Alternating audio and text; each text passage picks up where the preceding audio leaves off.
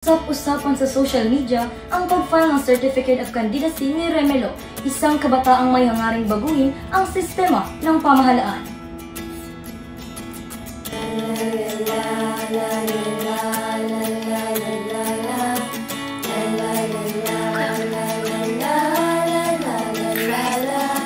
Bagong Pilipinas, may bagong pag-asa. Bangon Pilipinas, may bagong umaga. Bawat Pilipino, sana'y magkaisa. Ang bawat pagsubok ay ating makakaya. Tayo ay Pilipinos, may tayong tumindig.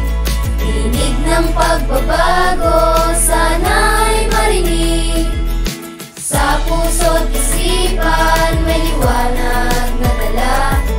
Ano man ang mangyari, tayo'y may pag-asa.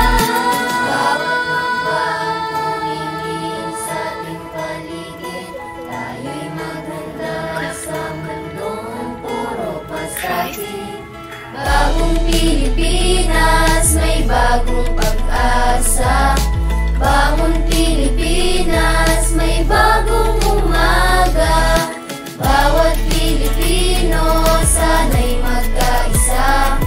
Ang bawat pagsubok ay ating makakaya. Nang maiiwan, sabay na lalaban. Iisa ang layon, umangat ating bayan. Pagbabago'y atin ang simulan para sa ating mga kabataan. Humingin sa ating paligid, tayo'y maghanda sa mundong puro pasakit. Bagong Pilipinas, may bagong pag-asa. Bangon Pilipinas, may bagong umaga. Bawat Pilipino, sana'y magkaisa. Ang bawat pagsubok ay ating makakaya.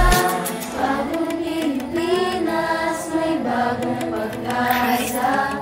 Bagong Pilipinas, may bagong umaga.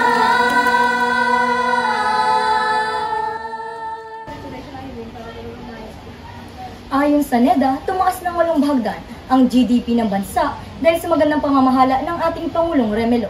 Sana patuloy pang umunlad ang Pilipinas upang tuluyan ang makawala sa pagiging third world country. Bagong Pilipinas, may bagong pag-asa.